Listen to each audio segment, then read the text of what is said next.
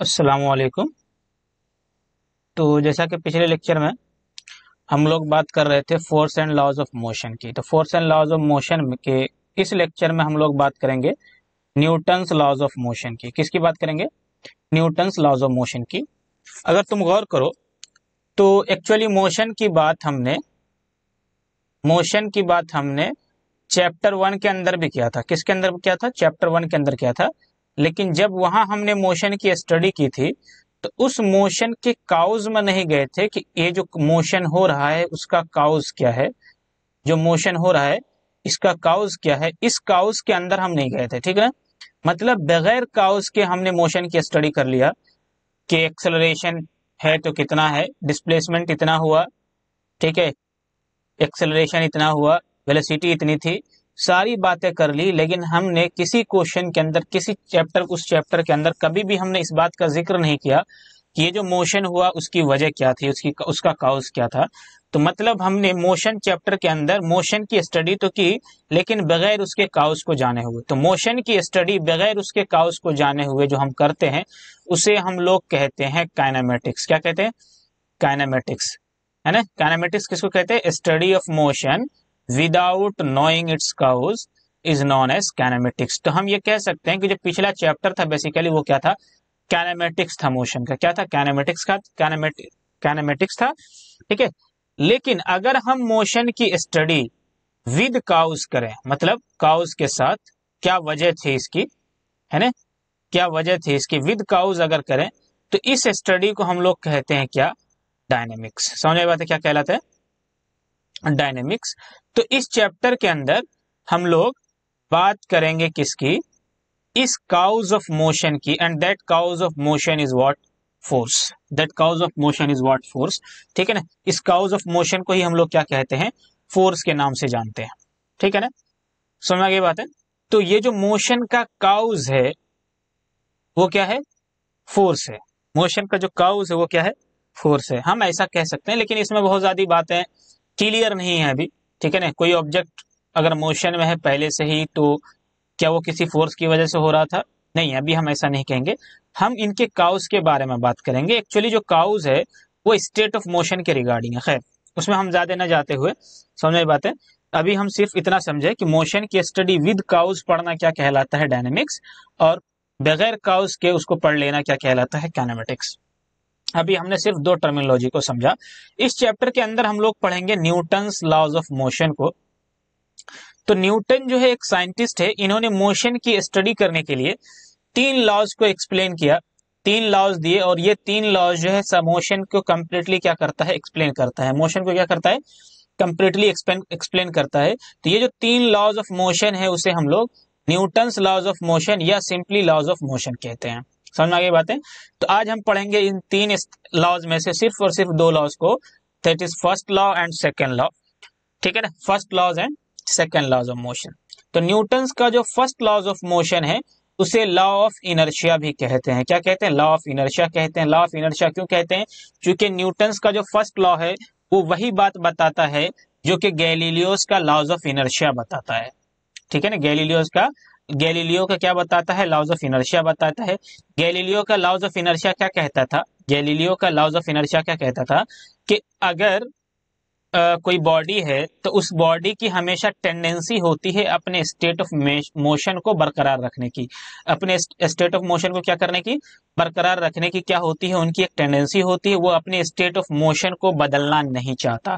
तो state of motion में क्या था कि अगर कोई बॉडी रेस्ट में है तो वो रेस्ट में रहना चाहेगा, अगर कोई बॉडी यूनिफॉर्म मोशन में है किसी स्ट्रेट लाइन पर तो वो उसी यूनिफॉर्म मोशन में स्ट्रेट लाइन पर रहना चाहता है। ठीक है ना, रहना चाहता है जब उसके ऊपर कोई फोर्सेस नहीं लग रहे हो, एक्सटर्नल अनबैलेंस्ड फोर्स नहीं लग रहे हो। तो ऐसा ही कुछ कहा था गैलीलियो ने कि मतलब बॉडी अपनी टेंडेंसी मेंटेन करता है जब बाहर से उसका कोई इंटरवेंशन ना हो। ठीक है ना, तो सेम यही बात जो है हमारा फर्स्ट लॉज ऑफ मोशन भी कहता है कि अगर कोई बॉडी रेस्ट में है तो रेस्ट में रहेगा, और अगर कोई बॉडी मोशन में है किसी स्ट्रेट लाइन के लॉन्ग तो वो मोशन में ही रहेगा जब तक कि उसके ऊपर कोई एक्सटर्नल अनबैलेंस्ड फोर्स अप्लाई ना किया जाए, किस उसके ऊपर एक्सटर्नल अनबैलेंस्ड फोर्स अप्लाई ना किया जाए। समझ में आई बात है कि नहीं? तब तक वो अपने स्टेट ऑफ मोशन को नहीं बदलता है, तब तक वो अपने स्टेट ऑफ मोशन को नहीं बदलता है। कोई ऑब्जेक्ट देखो अगर रेस्ट में था तो रेस्ट में रहेगा, अगर कोई मोशन में था तो मोशन में रहेगा, until and unless external forces applied on it. अगर कोई रेस्ट में था तो रेस्ट में रहेगा, और अगर किसी वी वेलोसिटी से मूव कर रहा था तो वी वेलोसिटी से ही मूव करता रहेगा जब तक कि उसके ऊपर कोई एक्सटर्नल अनबैलेंस फोर्स अप्लाई ना किया जाए। तो एक्सटर्नल अनबैलेंस फोर्स का क्या मतलब है? एक्सटर्नल अनबैलेंस फोर्स का मतलब ये है कि मान लो ये कोई बॉडी है, ठीक है ना, समझ में आई बात है कि नहीं है, और ये 5 मीटर पर सेकंड से मूव कर रहा था, ठीक है, और इसके ऊपर कोई एक्सटर्नल फोर्स नहीं लग रहा, मतलब एक्सटर्नल अनबैलेंस फोर्स जीरो है, तो ये 5 मीटर पर सेकंड से ही मूव करता रहेगा। और अगर ये कोई बॉडी रेस्ट में है तो रेस्ट में ही रहेगा अगर एक्सटर्नल अनबैलेंस फोर्स जीरो है तो, ठीक है ना। लेकिन इन्होंने क्या कहा, अनबैलेंस फोर्स जीरो है तब स्टेट ऑफ मोशन जो है नहीं बदलता है। अगर अनबैलेंस फोर्स जीरो नहीं है, unbalance force unbalance force unbalance मतलब एक्सटर्नल अनबैलेंस फोर्स एक्ट कर रहा हो, एक्सटर्नल अनबैलेंस फोर्स क्या कर रहा हो, एक्ट कर रहा हो, तो बॉडी जो है क्या करेगा, मोशन में आ जाएगा, है ना। तो मतलब तब तक मूव करता रहेगा जब तक कि एक्सटर्नल अनबैलेंस फोर्स ना लगे। इसका मतलब ये क्या कहना चाह रहा है कि अगर एक्सटर्नल अनबैलेंस फोर्स लगेगा तो ये रेस्ट यानी स्टेट ऑफ मोशन वेलोसिटी ये क्या हो सकता है, बदल सकता है, ठीक है ना। लेकिन अनबैलेंस फोर्स एक्ट नहीं कर रहा हो तो स्टेट ऑफ मोशन नहीं बदलेगा। फॉर एग्जाम्पल कोई ये ब्लॉक है, इसके ऊपर हमने 5 न्यूटन लगा दिया फोर्स इधर से, और इतना ही फ्रिक्शन फोर्स भी इधर से लग गया 5 न्यूटन, क्या लग गया 5 न्यूटन, और बॉडी मूव कर रहा था पहले से ही 5 मीटर पर सेकंड से। अब तो चूंकि अब जो एक्सटर्नल फोर्स है वो बैलेंस है, तो ये बॉडी अब भी 5 मीटर पर सेकंड से ही मूव करेगी। क्यों मूव करेगी, क्योंकि forces are balanced. External unbalance force resultant force अब भी जीरो है, समझ आई बात है। तो एक्सटर्नल अनबैलेंस फोर्स एक्ट नहीं कर रहा, इसलिए स्टेट ऑफ मोशन अब भी नहीं बदलेगा। तो स्टेट ऑफ मोशन तब बदलता है जब अनबैलेंस्ड फोर्स उसके ऊपर क्या करे, एक्ट करे। बात समझ में आ गई, एक्सटर्नल अनबैलेंस फोर्स क्या करे, उस बॉडी के ऊपर एक्ट करे, समझ में आ गई बात है। नेक्स्ट बात जो है कि Newton's first laws of motion जो है फोर्सेस को डिफाइन करता है। अब बात यह है कि कैसे फोर्स को डिफाइन करता है, Newton's first laws of motion कैसे डिफाइन करता है फोर्स को। फोर्स की डेफिनेशन कुछ और थी और फर्स्ट लॉज ऑफ मोशन की डेफिनेशन कुछ और है। देखो, देखने का नजरिया चाहिए। अगर तुम देखना चाहोगे तो इसमें तुम्हें न्यूटन्स के लॉज में, फर्स्ट लॉज में मोशन फोर्स की डेफिनेशन दिखेगी। कैसे दिखेगी, देखो फोर्स की डेफिनेशन क्या थी कि ये एक एजेंट है जो किसी ऑब्जेक्ट की पोजीशन चेंज कर दे या चेंज कराने की कोशिश करे। तो अब हमें ढूंढना है कि क्या न्यूटन्स के फर्स्ट लॉज में कोई ऐसी बात ढकी हुई है। हाँ, देखो न्यूटन ने क्या कहा कि बॉडी मूव करेगा जब एक्सटर्नल अनबैलेंस फोर्स एक्ट करे, बॉडी मूव नहीं करेगा जब एक्सटर्नल अनबैलेंस फोर्स एक्ट नहीं करेगा। मतलब अगर फोर्सेस बैलेंस्ड हो या एक्सटर्नल अनबैलेंस फोर्स जीरो, मतलब कोई एक्ट ही ना कर रहा हो, या फोर्सेस तो लग रहे हो बॉडी के ऊपर लेकिन वो बैलेंस हो रहे हो, तो उस कंडीशन में ऑब्जेक्ट मूव नहीं करेगा। हाँ, अनबैलेंस फोर्स एक्ट कर रहा हो तो ऑब्जेक्ट मूव कर जाएगा। तो न्यूटन फोर्स की डेफिनेशन क्या थी, फोर्स वो है जो किसी एक एजेंट है जो किसी ऑब्जेक्ट की पोजीशन चेंज कर दे या चेंज कराने की कोशिश करे। तो चेंज कब करता है, जब अनबैलेंस फोर्स लगे। चेंज कब नहीं करता, जब फोर्सेस अनबैलेंस फोर्स उसके ऊपर अनबैलेंस्ड फोर्स उसके ऊपर एक्ट ना कर रहा हो, यानी बैलेंस्ड फोर्सेज हो तो ऑब्जेक्ट मूव नहीं करेगा। उस कंडीशन में हमारी कोशिश होती है सिर्फ मूव कराने की, लेकिन मूव नहीं करा पाते। समझ में आई बात है कि नहीं, अगर रेस्ट में हो तो, ठीक है ना, अगर रेस्ट में हो ऑब्जेक्ट तो उसको हम मूव नहीं करा पाते, ठीक है ना, बैलेंस फोर्स का जरिया। तो इनडायरेक्टली ये बात न्यूटन्स के फर्स्ट लॉज के अंदर है, डायरेक्टली तो नहीं दिख रही लेकिन इनडायरेक्टली है न्यूटन्स फर्स्ट लॉज के अंदर। That's why we say Newton's first laws of motion define force, Newton's first laws of motion define force, ठीक है ना। ठीक है, तो ये थी फर्स्ट लॉज ऑफ मोशन, ठीक है। और चूंकि गैलीलियोस का लॉ भी यही कहता है इसलिए हम इसे लॉज ऑफ इनर्शिया भी कहते हैं, ठीक है। Now will move toward the momentum. देखो, जो सेकेंड लॉज है उसको समझने से पहले हमें एक टर्मिनोलॉजी है फिजिकल क्वांटिटी मोमेंटम, जिसके बारे में पता होना चाहिए। क्या पता होना चाहिए, मोमेंटम क्या है बेसिकली, कि मोमेंटम जो है बेसिकली प्रोडक्ट होता है किसी भी ऑब्जेक्ट के मास और उसके उस इंस्टेंट ऑफ वेलोसिटी का। सपोज कर लो कोई ऑब्जेक्ट m मास का है, समझ में आई बात है, और वो कांस्टेंट किसी वेलोसिटी v से मूव कर रहा है किसी इंस्टेंट ऑफ टाइम पर, तो उस इंस्टेंट ऑफ टाइम पर इसके मास और वेलोसिटी का जो भी प्रोडक्ट होगा उस वक्त, वो उस कंडीशन में क्या बताएगा, मोमेंटम बताएगा। तो ये मोमेंटम जो है इस बेसिकली इसको हम लीनियर मोमेंटम के नाम से भी जानते हैं, क्योंकि आगे चल करके एक और मोमेंटम पढ़ोगे 11th क्लास के अंदर जिसे हम कहते हैं एंगुलर मोमेंटम। ठीक है, तो ये जो अभी हम बात कर रहे हैं स्ट्रेट पाथ की बात कर रहे हैं, तो इसलिए यहाँ पर जो मोमेंटम है मास इनटू वेलोसिटी है, इसे हम लीनियर मोमेंटम भी कहते हैं। तो कहीं कहीं पर टर्मिनोलॉजी लीनियर मोमेंटम भी दिख सकता है, तो उसका मतलब अभी के लिए आप मोमेंटम ही समझें। तो momentum of a body is defined as the product of mass and velocity. तो मास और वेलोसिटी का प्रोडक्ट क्या देता है, मोमेंटम देता है। तो अब जरा यहां पर देखो कि मास तो स्केलर क्वांटिटी है, लेकिन जो वेलोसिटी है वो एक वेक्टर क्वांटिटी है। वेलोसिटी जो है वो क्या है, एक वेक्टर क्वांटिटी है। तो इसलिए मास इनटू वेलोसिटी का प्रोडक्ट यानी मोमेंटम भी क्या है, एक वेक्टर क्वांटिटी है। मोमेंटम की डायरेक्शन वही होती है जो वेलोसिटी की डायरेक्शन होती है। जो क्या होती है, वेलोसिटी की डायरेक्शन होती है। तो हम क्या कहेंगे, direction of P is same as direction of V। Direction of P is same as direction of V। जिस डायरेक्शन में V होता है उसी डायरेक्शन में क्या होता है, मोमेंटम होता है। समझ आई बात है, क्या होता है, मोमेंटम होता है। तो अब जरा देखो कि जैसे कोई पार्टिकल अगर किसी कर्व पाथ पर मूव करे या सर्कुलर पाथ पर मूव करे, तो हर इंस्टेंट पर इसकी वेलोसिटी, लीनियर वेलोसिटी टेंजेंट के अलोंग होती है। कहाँ होती है, टेंजेंट के अलोंग होती है। तो अगर ये जो पार्टिकल मूव कर रहा है इसका ऑब्जेक्ट का मास क्या हो, m हो, तो हमेशा m इंटू वी क्या देगा, m इंटू वी क्या देगा, इसका मोमेंटम। तो मतलब हर इंस्टेंट पर मोमेंटम की डायरेक्शन वही होगी जो वेलोसिटी की डायरेक्शन होगी। तो हम यहाँ से एक बात कंक्लूड कर सकते हैं कि अगर कोई ऑब्जेक्ट कर्व पाथ पर मूव करता है, अगर कोई ऑब्जेक्ट कर्व पाथ पर मूव करता है तो उसके वेलोसिटी की डायरेक्शन उसके टेंजेंट के अलोंग होती है, इसलिए मोमेंटम की डायरेक्शन भी हर इंस्टेंट पर उसके टेंजेंट के अलोंग होगी। ठीक है ना, ये बातें नोट करने की थी। अगले स्लाइड में हमने इन बातों को नोट किया है, समझ में आई बातें, तो वहां से हम देख लेंगे।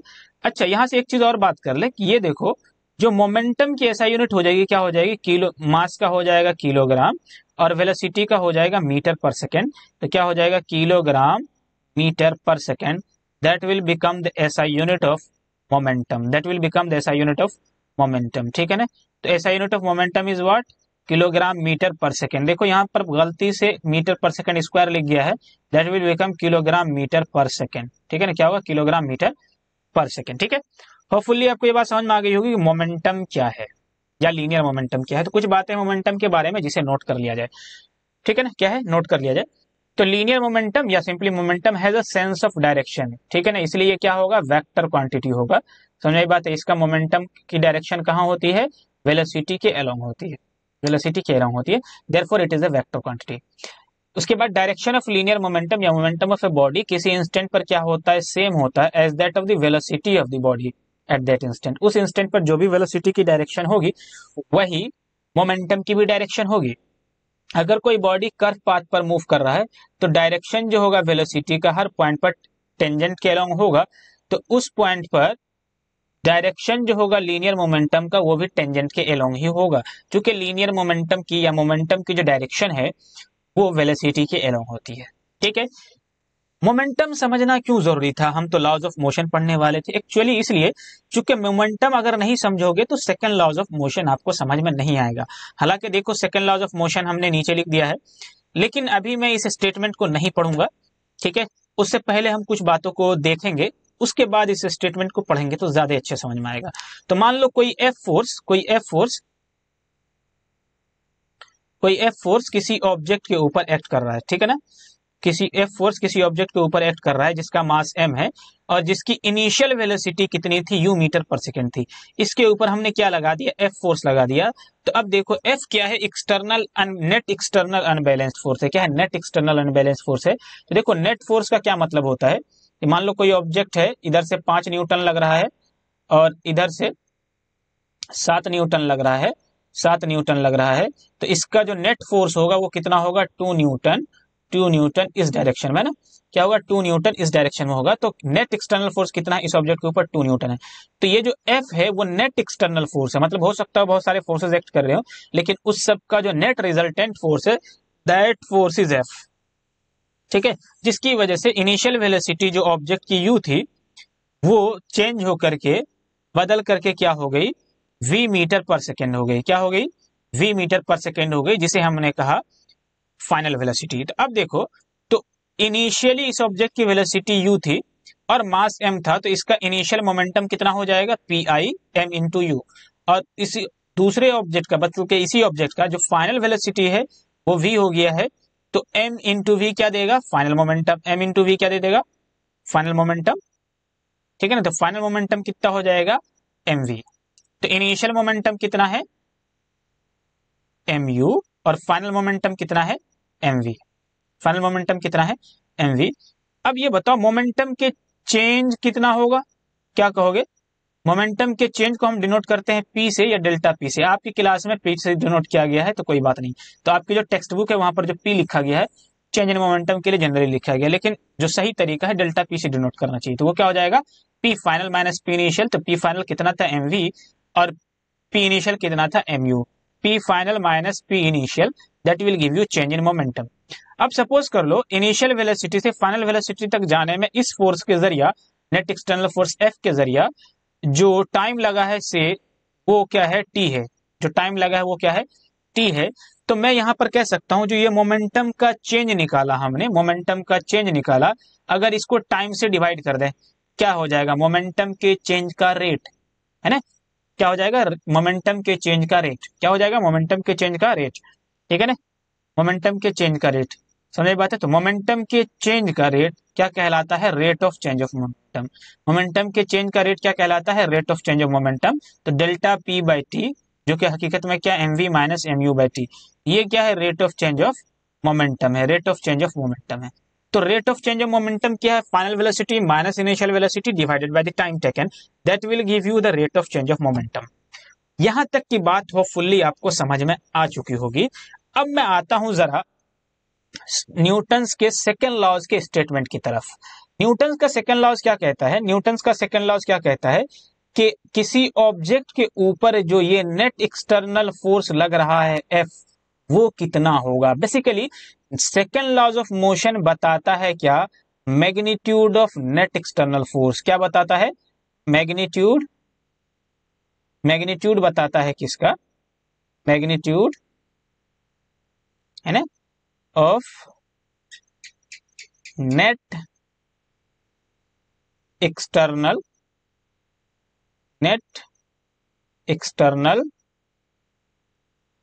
Unbalanced force, unbalanced force. या सिंपली इन शॉर्ट ये कह सकते हो कि नेट फोर्स कितना लग रहा है एक्सटर्नली वो बताता है। अनबैलेंस वगैरह में ना जाए तो नेट फोर्स कितना लग रहा है वो बताता है कौन, हमें, Newton second laws of motion. तो Newton second laws of motion क्या कहता है कि अगर कोई ऑब्जेक्ट m है, उसका इनिशियल वेलोसिटी u है, उसके ऊपर नेट फोर्स हमने क्या लगाया F, तो ये नेट फोर्स कितना होता है, इस rate of change of momentum के डायरेक्टली प्रोपोर्शनल होता है। तो rate of change of momentum is directly proportional to the net external unbalanced force acting on the body. तो क्या मतलब हो गया कि जो F है, जो F है ये कितना हो जाएगा, डेल्टा पी बाई टी। ठीक है ना, समझ बात है, M we minus M you by T. तो यहां से क्या आ गया, नेट फोर्स कितना हो गया, मतलब जो नेट एक्सटर्नल फोर्स है वो कितना है, M we minus M you by T के बराबर है। ठीक है, जो न्यूटन्स का हकीकत में स्टेटमेंट है वो ऐसा है कुछ, वो क्या है, कुछ ऐसा है, M we minus M you by T. तो किसी बॉडी के ऊपर जो नेट फोर्स लगता है वो कितना लगता है, M we minus M you by T. For example यहां पर मैं एक एग्जाम्पल अगर कंसिडर कर लूं इसी डायग्राम की मदद से, इसी डायग्राम की मदद से, इसी डायग्राम की मदद से अगर मैं यहां पर एक एग्जाम्पल कंसिडर कर लूं, ठीक है ना, ताकि आपको समझने में आसानी हो। तो सपोज कर लो यहां पर कोई एफ फोर्स लगाया गया जिसकी वैल्यू हमें मालूम करनी है, एफ फोर्स लगाया गया जिसकी वैल्यू हमें मालूम करनी है। सपोज कर लो इस ऑब्जेक्ट का मास कितना है, 5 kg, 5 kg, और इसकी इनिशियल वेलोसिटी थी 2 मीटर पर सेकेंड। ठीक है ना, यहां से 2 मीटर पर सेकेंड से 2 मीटर पर सेकेंड से 12 मीटर पर सेकेंड करने में, 12 मीटर पर सेकेंड करने में इसको जो टाइम लगा, उसको जो टाइम लगा सपोज कर लो 2 सेकंड का लगा। कितना का लगा, 2 सेकंड का लगा। कितने का, 2 सेकंड का। तो हमसे ये पूछा जा रहा है कि इसके ऊपर जो नेट एक्सटर्नल फोर्स है वो कितना होगा। तो तुम क्या कहोगे, मोमेंटम निकाल लेंगे, मोमेंटम के चेंज निकाल लेंगे, फिर उसका रेट निकाल लेंगे। तो इनिशियल मोमेंटम कितना हो जाएगा, 5 into two, 5 into two, that will give you what, 10 kilogram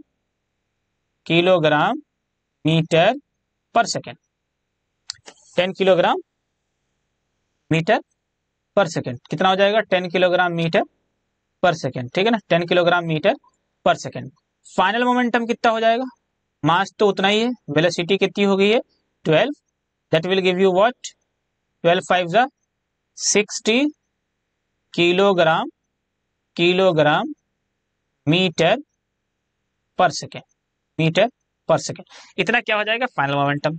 तो मोमेंटम का चेंज कितना हो जाएगा, आप क्या कहेंगे, 60 minus 10, that will give you what, 50 kilogram metre per second, 50 kilogram metre per second. ये मोमेंटम का चेंज है, ठीक है। अब मोमेंटम के चेंज का क्या निकालना है, रेट निकालना है। मोमेंटम के चेंज का क्या निकालना है, रेट निकालना है। मोमेंटम के चेंज का क्या निकालना है, रेट निकालना है। तो अब यहां से देखो, मोमेंटम के चेंज का रेट, मोमेंटम के चेंज का रेट, तो रेट के लिए क्या करेंगे, जो भी टाइम टेकन है उससे डिवाइड कर देंगे। तो मोमेंटम का चेंज अभी हमने निकाला था कितना, 50, तो हम यहां पर लिख देंगे 50/2, ऊपर क्या था, kilogram metre per second, kilogram metre per second, और डिवाइडेड बाय नीचे है 2 सेकेंड, है ना, 2 सेकेंड। ये 2 से 50 कैंसिल हो जाएगा, what will you get, 25।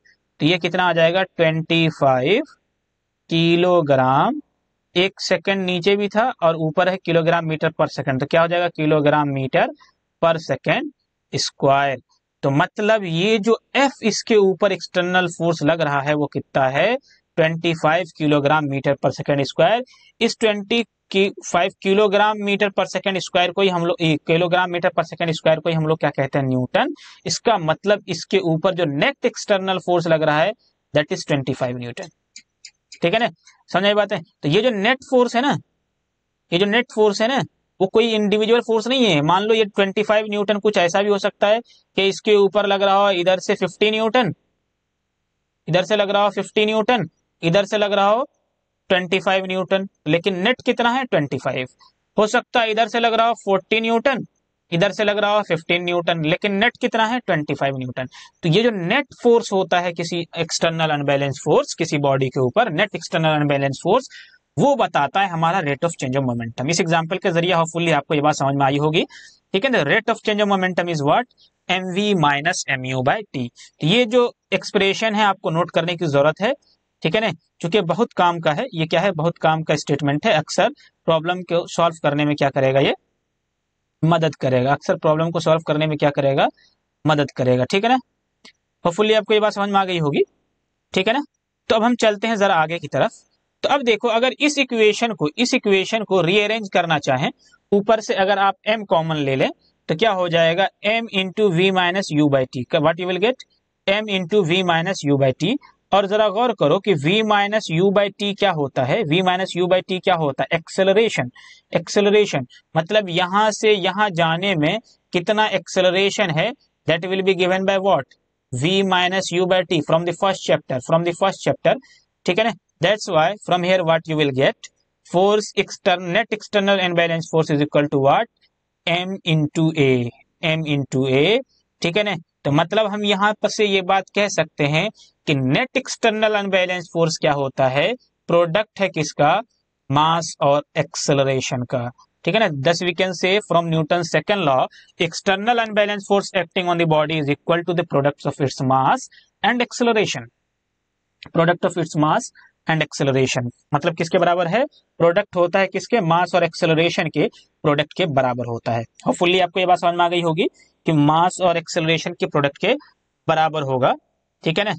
Net external force, यहाँ पर जो दोनों स्क्वायर की फॉर्म में हमने ये लिखा है, स्क्वायर की फॉर्म में हमने क्या लिखा है, जो सर्किल कर दिया है दो इक्वेशन को, वो क्या करना है आपको, मेमोराइज करने हैं, याद रखने हैं। समझ में बात है, चूंकि ये दोनों इक्वेशन बड़े काम की है, ये दोनों इक्वेशन क्या है, बड़े काम की है। बात समझ में आ गई। तो m इंटू ए जो हम कहते हैं, ये m इंटू ए, मास इंटू एक्सेलरेशन, कोई इंडिविजुअल फोर्स की वजह से नहीं है, इसके ऊपर जो नेट फोर्स लग रहा है उसकी वजह से मास इंटू एक्सेलरेशन है। समझ में आई बात है।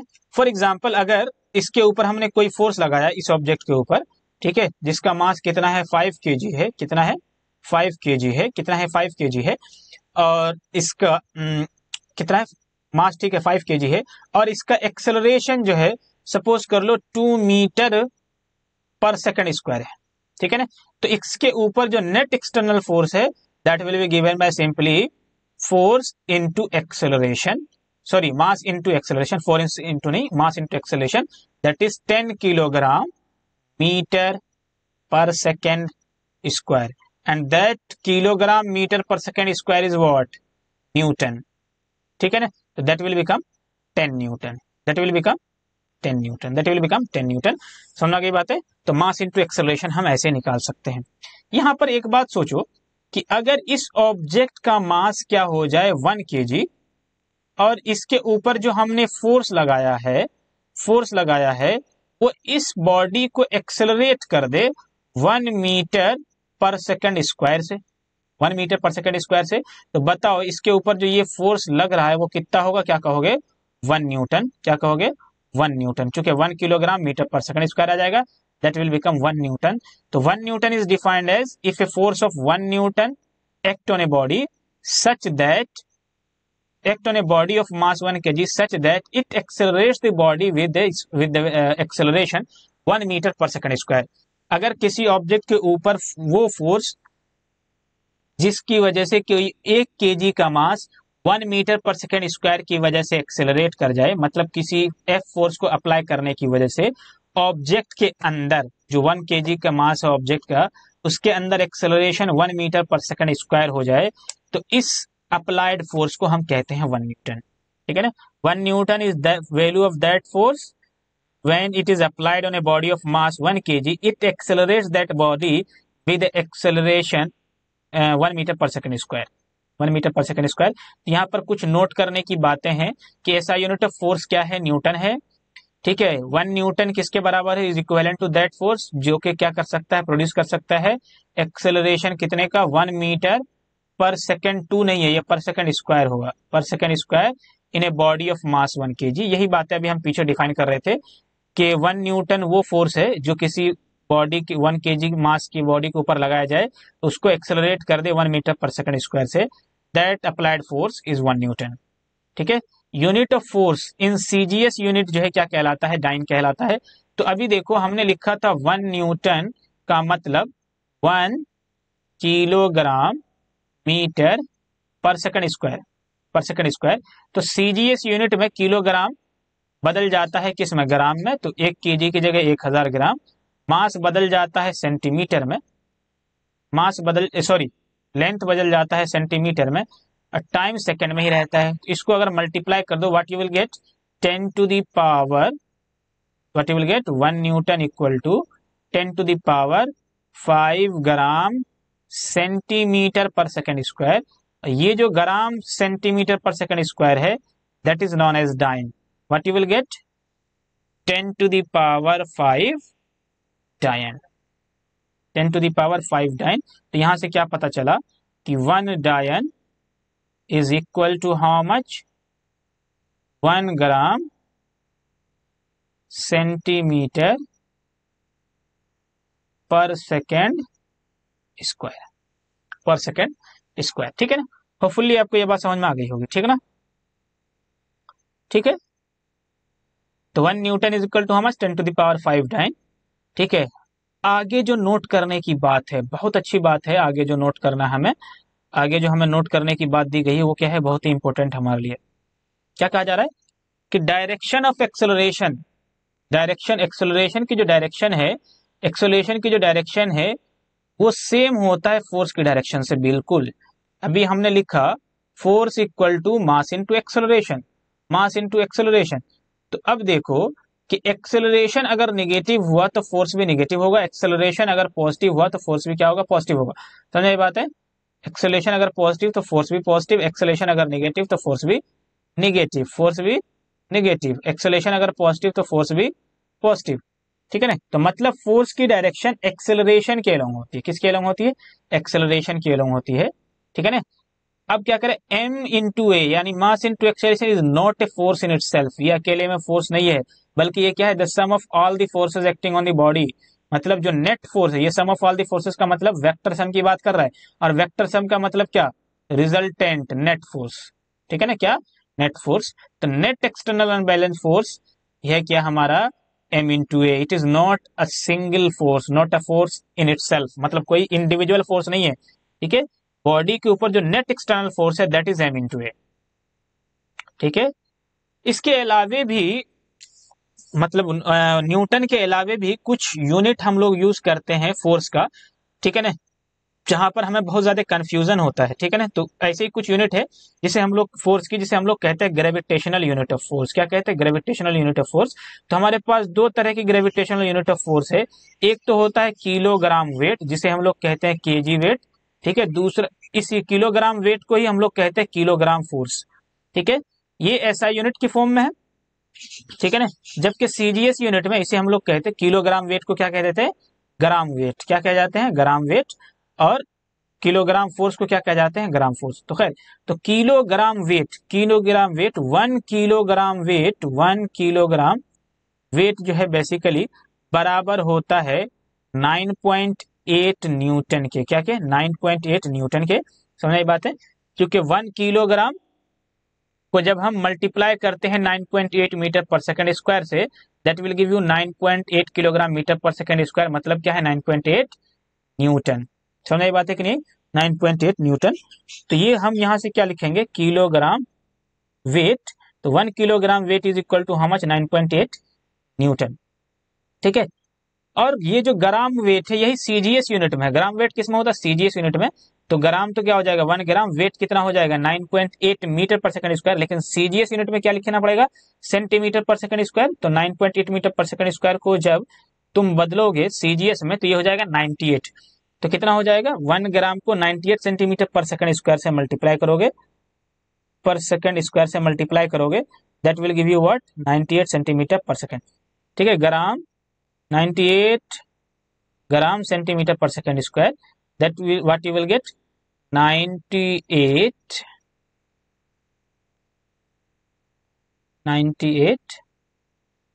डायन, you will get 98 डायन, what you will get 98 डायन। तो यहां से एक चीज देखो, अक्सर क्वेश्चन के अंदर हमारे पास लिखा होता है the weight of a body is 1 kg, ठीक है। अब जरा गौर करो कि कभी क्वेश्चन के अंदर होता ना the weight of a body is 1 kg, अब जरा गौर करो, वेट फोर्स है, यूनिट किसका दे रखा है, किलोग्राम का। एक्चुअली जब हम बोलते हैं weight of a body is 1 kg, इसका मतलब हम जो है बॉडी का मास किलोग्राम वेट में रिप्रेजेंट कर रहे हैं, किसमें, किलोग्राम वेट में रिप्रेजेंट कर रहे हैं, ग्रेविटेशनल यूनिट ऑफ फोर्स में रिप्रेजेंट कर रहे हैं। इसलिए जब भी तुम्हें दिया होता है किलोग्राम वेट, तो तुम क्या करते हो, 1 किलोग्राम को 9.8 से मल्टीप्लाई करके तब लिखते हो न्यूटन, है ना, metre per second square, metre per second square, इसको मल्टीप्लाई करके तब कहते हो क्या, दैट इज एक्चुअली 9.8 न्यूटन, ठीक है ना, कितना, 9.8 न्यूटन। तो एक्चुअली क्या है, जब हम कहते हैं weight of a body is 1 kg, तो इसका मतलब हम क्या मानकर चलते हैं कि जो हमारा मास है वो ग्रेविटेशनल यूनिट में दिया हुआ है, किस में दिया हुआ है, ग्रेविटेशनल यूनिट ऑफ फोर्स में दिया हुआ है, किस में दिया हुआ है, ग्रेविटेशनल यूनिट ऑफ फोर्स में दिया हुआ है, ठीक है ना। होपफुली आपको ये बात समझ में आ गई होगी। तो question, sometimes we came across a statement like weight of the body is 5 kg, इसका मतलब क्या होता है, दैट कि मतलब बॉडी का वेट 5 किलोग्राम वेट है या 5 किलोग्राम फोर्स है, तो 5 किलोग्राम वेट, तो 5 किलोग्राम, तो किलोग्राम वेट में तो हम क्या करते हैं, जी से मल्टीप्लाई करते हैं, या तो 10 ले लो या 9.8 मान लो, 10 मान ले तो कितना हो जाएगा 50 Newton, what you will get 50 Newton, समझ में आ गई बात है, कितना आ जाएगा आपके पास 50 न्यूटन, वैल्यू कितनी हो जाएगी 50 न्यूटन। अब देखो हमारे पास एक एग्जांपल है, calculate the force required to produce an acceleration of 5 metre per second square in a body of mass 2.4 kg। तो सिंपली यहां पर क्या है, एक्सेलरेशन दे रखा है, मास दे रखा है, फोर्स क्या हो जाएगा m into A, m into A, what you will get mass is what 2.4 kg, 2.4 kg into 5 तो कितना हो जाएगा, I think that will become 12 newton. कितना हो जाएगा? 12 न्यूटन या 12 kilogram metre per second square. Solution आपके सामने है। We know that force is equal to mass into acceleration, तो यहाँ से कितना आ जाएगा? 12 न्यूटन।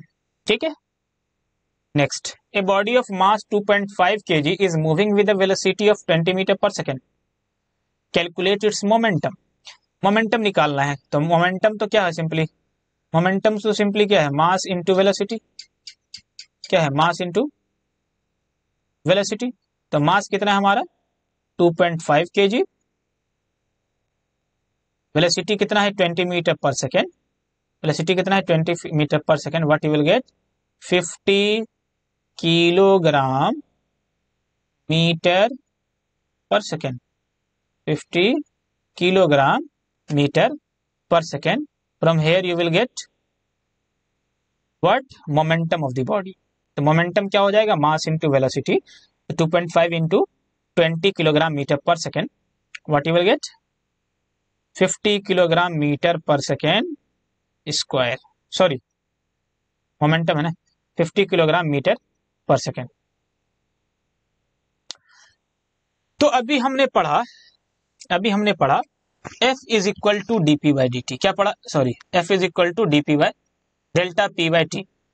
dp नहीं, F is equal to delta p by t, यानी F जो है चेंज इन मोमेंटम का रेट है।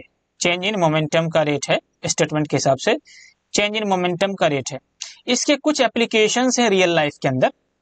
तो डेल्टा p का मतलब क्या है? mv minus mu by t।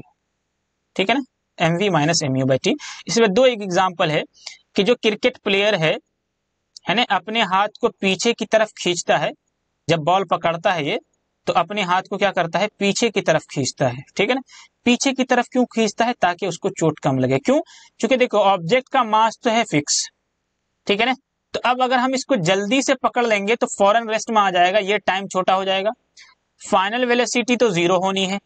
Initial velocity, जो इनिशियल वेलोसिटी है वो तो इस बात पर डिपेंड करेगा कि बैट्समैन ने कितने जोर से हिट किया है। तो बैट्समैन ने तो जोर से हिट किया, लेकिन पकड़ना किसे? हमें। तो अब देखो mv माइनस mu तो फिक्स है। mv फाइनल वेलोसिटी जीरो है, m इंटू यू बैट्समैन ने जो हिट कर दिया उतना मोमेंटम है, इनिशियल मोमेंटम। अब अगर हम इसको तेजी से रोक देंगे तो टाइम जो है क्या हो जाएगा? बहुत ही स्मॉल हो जाएगा। टाइम क्या हो जाएगा? बहुत ही स्मॉल हो जाएगा। लेकिन अगर हम हाथ को पीछे खींचते हैं तो इस टाइम की वैल्यू को क्या कर देते हैं? इंक्रीज कर देते हैं। क्या कर देते हैं? टाइम की वैल्यू को इंक्रीज कर देते हैं। और जब टाइम की वैल्यू को इंक्रीज करते हैं तो देखो टाइम कहां पर है? डिनोमिनेटर में है, डेल्टा p बाई टी के। तो डिनोमिनेटर की वैल्यू जब बढ़ती है तो एक्चुअली फोर्स की वैल्यू क्या होगी? घटेगी। तो इसलिए हम हाथ को पीछे खींचकर टाइम बढ़ाते हैं ताकि हमें चोट कम पहुंचे। ठीक है ना। तो bye A cricket player lowers hands while catching a ball because by doing so the player increases time interval for the change in momentum। Momentum के चेंज का जो टाइम है उसको क्या कर दे? बढ़ा दे। चूंकि rate of change of momentum में अगर टाइम को बढ़ा दिया जाए तो उसी मोमेंटम के चेंज का जो रेट है वो क्या हो जाएगा? घट जाएगा, है ना। Because of this force experienced by this hand, his hand is less. ठीक है ना। ऐसे ही देखिए कि जो कराटे प्लेयर होते हैं, कराटे, ठीक है ना, वो क्या करता है? मतलब ब्रिक्स की बहुत ज्यादा देखो ऊंची ऊंची पाइल होती है, उसके बावजूद भी वो क्या कर देता है? इसको तोड़ देता है। क्यों? कैसे? तो एक्चुअली क्या करता है वो? बहुत ज्यादा फोर्स को एक ही इंस्टेंट पर बहुत छोटे टाइम ऑफ इंटरवल के लिए लगाता है। अगर उसको गौर करोगे तो बहुत तेजी से पुश करता है वो, इसको मारता है उस ईंट के ऊपर। तो यहाँ पर जो टी है वो क्या है? बहुत ही स्मॉल है। क्या है? बहुत स्मॉल है। मतलब जो फोर्स वो ट्रांसफर करता है, फोर्स जो ट्रांसफर करता है, बहुत ही लार्ज फोर्स ब्रिक्स पर। समझ में बात है कि नहीं? बहुत ही छोटे टाइम के लिए, and thereby reducing time, बहुत छोटे टाइम के लिए। तो अब बहुत छोटे टाइम के लिए जब मोमेंटम को अप्लाई किया जाएगा, चेंज इन मोमेंटम को, तो फोर्स क्या हो जाएगा? बढ़ जाएगा। फोर्स क्या हो जाएगा? बढ़ जाएगा। तो फोर्स के बढ़ने की वजह से वो आसानी से ब्रेक हो जाए। ठीक है ना। तो कह रहा है if you have seen a karate player breaking a pile of bricks with a single blow, एक बार मारकर तोड़ देता है, यू मस्ट हैव ऑब्जर्व, तुमने देखा होगा, दैट डज दिस एक्टिविटी, ऐसा करता है क्वाइट फास्ट, बहुत तेजी से। क्यों? क्योंकि ऐसा करने में वो टाइम को रिड्यूस करता है। समझ बात है कि नहीं है? Because of this large force F acts on a brick which is enough of break the pile bricks ठीक है ना, जो कि क्या है, एनफ है, सफिशिएंट है किसको करने के लिए, ब्रिक को क्या करने के लिए, ब्रेक डाउन करने के लिए। ब्रिक्स को ब्रेक डाउन करने के लिए क्या है, that much force is sufficient, वो फोर्स क्या है, सफिशिएंट होता है। समझ बात है, चूंकि फोर्स ज्यादा अप्लाई कर देते हैं, फोर्स कैसे ज्यादा अप्लाई करते हैं, टाइम इंटरवल को बहुत कम रिड्यूस कर, बहुत ज्यादा रिड्यूस करके, टाइम इंटरवल को बहुत कम करके, ठीक है ना, समझ में बात है कि नहीं। तो यहां पर एक चीज मैं डिफाइन कर दूं कि यहां पर इन्होंने जो मोमेंटम के चेंज का रेट है उसमें टाइम इंटरवल क्या है, बहुत ही छोटा है, क्या है, बहुत ही छोटा है। मतलब जो यहां पर जो मोमेंटम का चेंज है M we minus M u, ठीक है ना, मोमेंटम का चेंज है वो किसके बराबर होगा, एक्चुअली ये तो कभी भी होगा f into t, delta p को m we minus M u लिख सकते हैं। तो एफ इंटू टी, ये जो मोमेंटम का चेंज है वो बहुत छोटे इंटरवल के लिए है, क्योंकि टाइम बहुत छोटा है।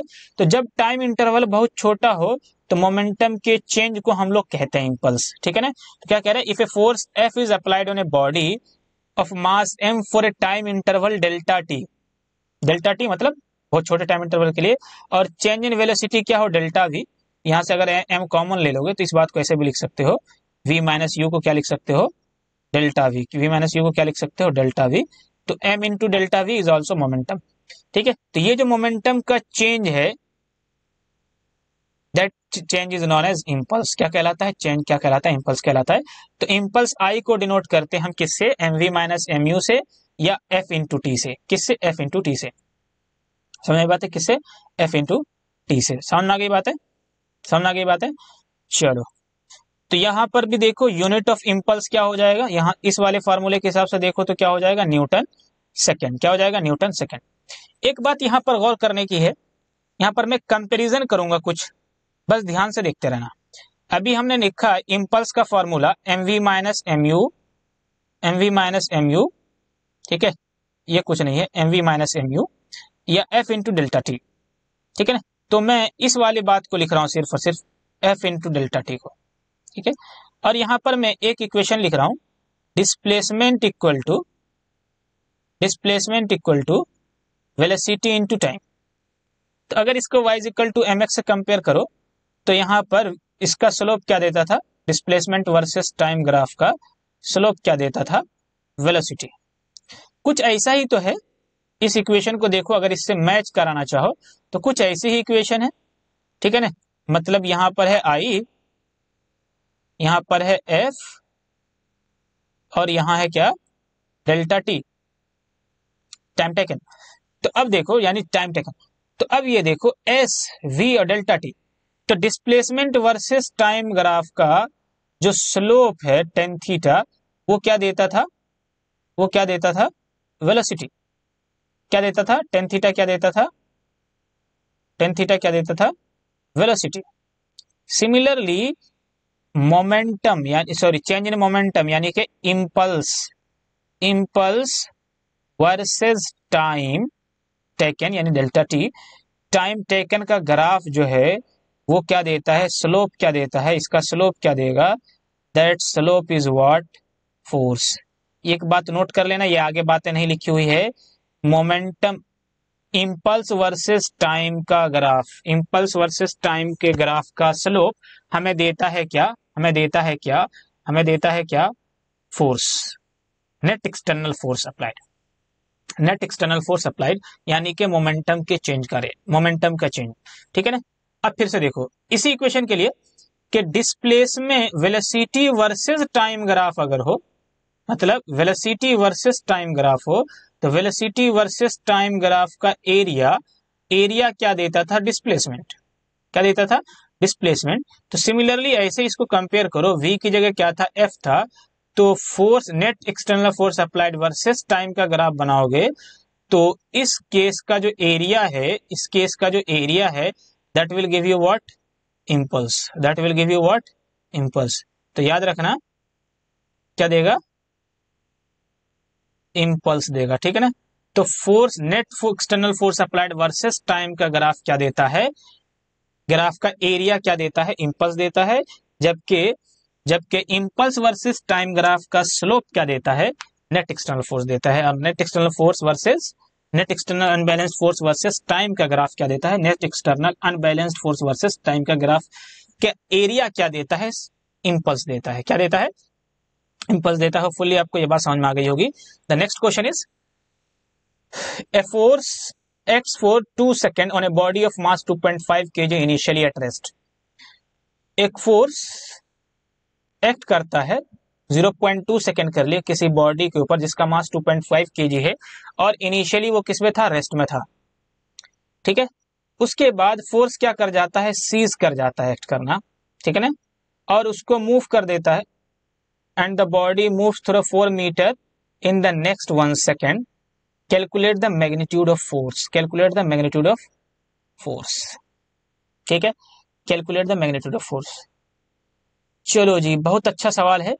क्या कह रहा है, एक फोर्स एक्ट कर रहा है किसी बॉडी के ऊपर जिसका मास 2.5 kg है और इनिशियली क्या था, ये रेस्ट में था, ठीक है। तो एक नेट एक्सटर्नल बैलेंस फोर्स लगाया गया जिसकी वजह से 0.2 सेकेंड में इसकी वेलोसिटी कुछ हो गई, इसकी वेलोसिटी कुछ हो गई आफ्टर 0.2 सेकेंड। आफ्टर 0.2 सेकेंड इस एक्सटर्नल फोर्स को रिमूव कर दिया गया। तो अब यहां पर एक बात नोट करने की बहुत अच्छी कि ये जो नेट एक्सटर्नल अनबैलेंस फोर्स लग रहा था इस 0.2 सेकेंड के बाद क्या कर गया, रिमूव कर दिया। तो अब इसका मतलब इसके ऊपर कोई नेट फोर्स नहीं लग रहा। तो अब इस इंस्टेंट पर इस ऑब्जेक्ट का स्टेट ऑफ मोशन क्या था, v मीटर पर सेकेंड से इस डायरेक्शन में। अब नेट एक्सटर्नल अनबैलेंस फोर्स 0 हो गया है, तो इस इंस्टेंट में जो भी वेलोसिटी है उसी कांस्टेंट वेलोसिटी से ये आगे मूव करने लगेगा। यहां से तुम्हें क्या पता चला कि अगर किसी बॉडी के ऊपर नेट एक्सटर्नल फोर्स लग रहा था, अगर उस फोर्स को कंप्लीटली रिमूव कर दोगे तो ऑब्जेक्ट की उस इंस्टेंट पर जो भी वेलोसिटी है उसी वेलोसिटी से फॉरवर्ड उस डायरेक्शन में मूव करने लगेगा। क्या करने लगेगा, मूव करने लगेगा। समझ में आई बात है, क्या करने लगेगा, मूव करने लगेगा, ठीक है। अब कह रहा है कि यहां से जो बॉडी है आगे 4 मीटर तक जाता है, कितने सेकेंड में, 1 सेकेंड में। तब ये बताओ, यहां से आगे तो वेलोसिटी सेम है, कांस्टेंट है, तो यहां पर हम निकाल सकते हैं वेलोसिटी किससे, डिस्प्लेसमेंट वर्सेस टाइम से। डिस्प्लेसमेंट वर्सेस टाइम से, चूंकि वेलोसिटी कांस्टेंट है तो हर इंस्टेंट पर इतना ही रहा होगा। 4 है डिस्प्लेसमेंट, टाइम है 1 second, what you will get 4 metre per second. तो मतलब इस ऑब्जेक्ट की फाइनल वेलोसिटी जो है वो कितनी है, 4 मीटर पर सेकेंड है। क्या है, 4 मीटर पर सेकेंड है। क्या कह रहा है, calculate the magnitude of force. ये फोर्स जो लगाया गया था वो कितना है। तो फोर्स का फॉर्मूला तो सिंपली क्या हो जाएगा, फाइनल मोमेंटम। देखो फोर्स कहां तक एक्ट किया था, यहां से यहां तक के लिए, तो इसके लिए फाइनल कंडीशन ये है, इनिशियल कंडीशन ये है, तो mv minus mu by T, ठीक है ना। तो m कितना था, 2.5, फाइनल वेलोसिटी कितना है, 4, फाइनल वेलोसिटी कितना है, 4 माइनस 2.5, इनिशियल वेलोसिटी कितना था, 0, टाइम टेकन कितना है, 0.2 सेकेंड, टाइम टेकन कितना है, 0.2 second. What you will get from here, तो ये रिजल्ट तो हो गया 0, ये रिजल्ट तो हो गया कितना, 0, और इसको अगर मल्टीप्लाई करोगे तो 5 4 20, 0 2 कैरी, 4 2 8 प्लस 2 कितना हो जाएगा, 10, कितना हो जाएगा, 10। तो मतलब कितना हो जाएगा, ये हो जाएगी वैल्यू हो जाएगी 10 divided by 0.2, divided by 0.2, what you will gate, that will become 100 by 2, from here you will get 50 metre per second. क्या मिलेगा, 50 metre per second, sorry 50 Newton, कितना हो जाएगा, 50 न्यूटन। तो बॉडी के ऊपर जो फोर्स लगा कितना लगा, 50 न्यूटन। कहां से लाया हमने, mv minus mu by t से, rate of change of momentum से। Here is the solution, you can easily calculate, ठीक है ना, आसानी से कैलकुलेट कर सकते हो। तो ये सॉल्यूशन आपके पास है, समझ आ गई बात है। तो आप यहां से देख ले, यही बातें हमने अभी बताई है। नेक्स्ट क्वेश्चन क्या कह रहे, a ball of mass 20 gram is initially moving with a velocity 100 metre, velocity of 100 metre per second. A ball of mass 20 gram, एक बॉल जिसका मास 20 ग्राम है, इनिशियली मूव कर रहा था किसी वेलोसिटी 100 मीटर पर सेकेंड से। On applying a constant force, कोई constant force apply किया गया ऑब्जेक्ट के ऊपर 0.5 सेकेंड के लिए, और उसकी वेलोसिटी 150 मीटर पर सेकेंड हो गई। ठीक है, क्या हो गई? 150 मीटर पर सेकेंड हो गई। तो कैलकुलेट करना है ये सारी बातें। तो सबसे पहले इन सारी चीजों को हम देख लेते हैं। तो फर्स्ट कंडीशन में जो हमें दे रखा है क्या क्या, ऑब्जेक्ट का मास है 20 ग्राम। कितना? 20 ग्राम। ठीक है, तो देखो मैं सारी चीजें ऐसा यूनिट में कैलकुलेट करूंगा। तो 20 ग्राम bye 1000, what you will gate? 0.02 kg, 0.02 kg। Initial velocity इसकी कितनी थी? 100 metre per second. Final velocity इसकी कितनी थी? 150 मीटर पर सेकेंड। कितनी थी? 150 मीटर पर सेकेंड। ठीक है, और ऐसा करने में इसको टाइम कितना लगा है? 0.5 सेकेंड का। कितना लगा है? 0.5 सेकेंड का। ठीक है, तो अब सवाल पर आते हैं। इनिशियल मोमेंटम तो कितना हो जाएगा? m into v, that is 0.02 into initial velocity is what? How much? ये था kg, ये था kg, और इनिशियल वेलोसिटी कितना है? 100 metre per second. What you will get from hair? तो 2/100, 2/100 इंटू 100, तो 100 से 100 कैंसिल हो जाएगा। What you will get? 2 kilogram metre per second. चलो, फाइनल मोमेंटम कितना हो जाएगा? फाइनल वेलोसिटी इंटू मास, तो ये हो जाएगा 0.02 into 150 into 150। What you will get from here? यहां से तुम्हें मिल जाएगा I think 3 kilogram metre per second. 3 kilogram metre per second. तो मतलब इतना फाइनल मोमेंटम। अब क्या है? Rate of change of momentum. तो rate of change of momentum का मतलब क्या? तो change in momentum 3 - 2 by time.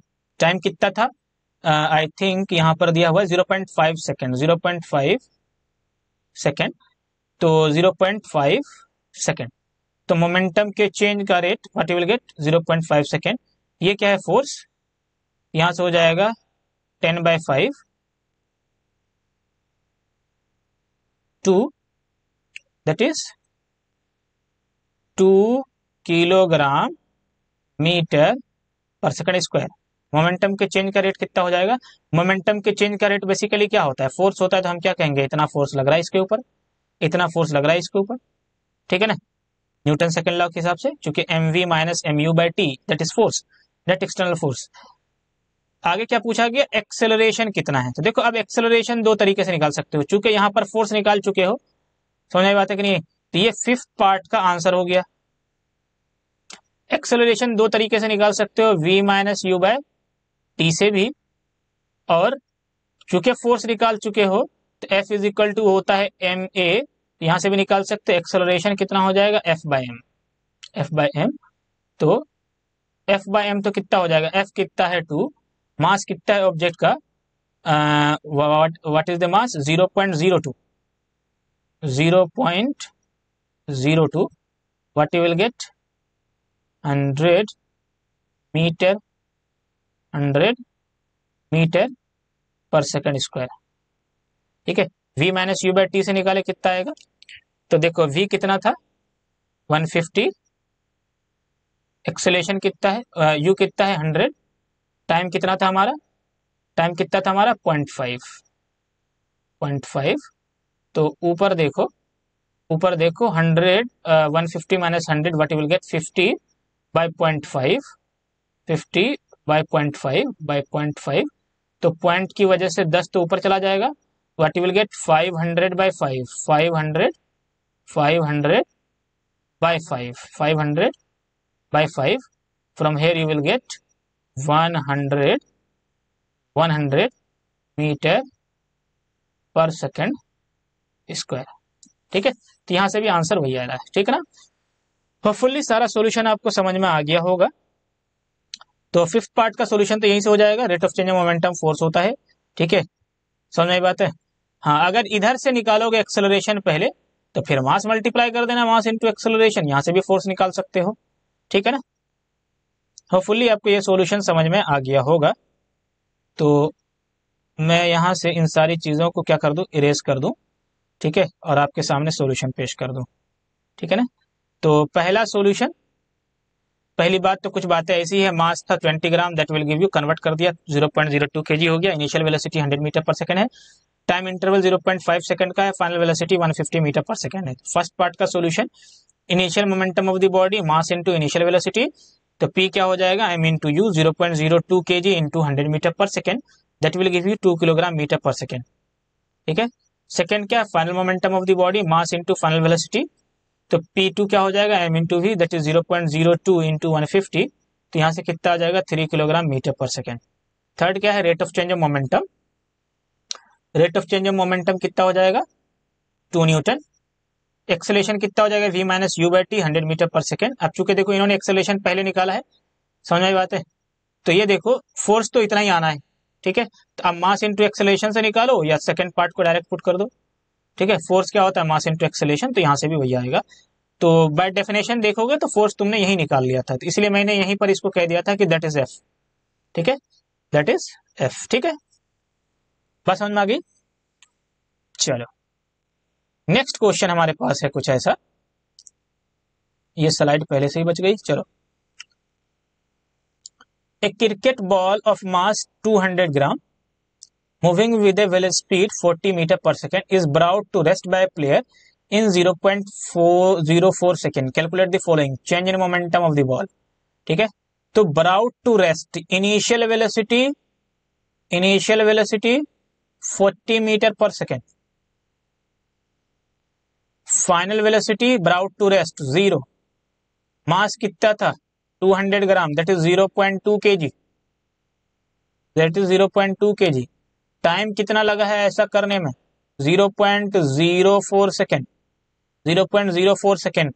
तो कह रहा है चेंज इन मोमेंटम, तो चेंज इन मोमेंटम तो कितना हो जाएगा, change in momentum mv minus mu, mv minus mu, mv कितना है, ये तो हो जाएगा 0.2 into v is what, initial velocity कितनी थी 40 मीटर, सॉरी फाइनल वेलोसिटी कितनी थी 0, माइनस 0.2, इनिशियल वेलोसिटी कितना है 40, तो यहां से कितना हो जाएगा, माइनस का 8 kilogram metre per second, minus का 8 kilogram metre per second, minus का 8 kilogram metre per second. Average force applied on the player, simply average force या फोर्स कहे तो एफ कितना होता है हमारा, मास इनटू एक्सेलरेशन, एफ कितना होता है, मास इनटू एक्सेलरेशन, तो एफ कितना है 0.2 into acceleration is what, minus 8, acceleration is what, average force applied by the player, so what you will get,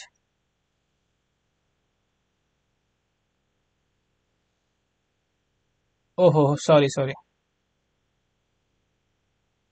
minus 8 kilogram metre per second, ये तो मोमेंटम का change है ना, तो एफ कितना हो जाएगा, माइनस 8, मतलब change in momentum divided by time taken, time taken is how much 0.04, ठीक है। तो यहां से आपको कितना आ जाएगा, माइनस 200 न्यूटन, कितना हो जाएगा, माइनस 200 न्यूटन।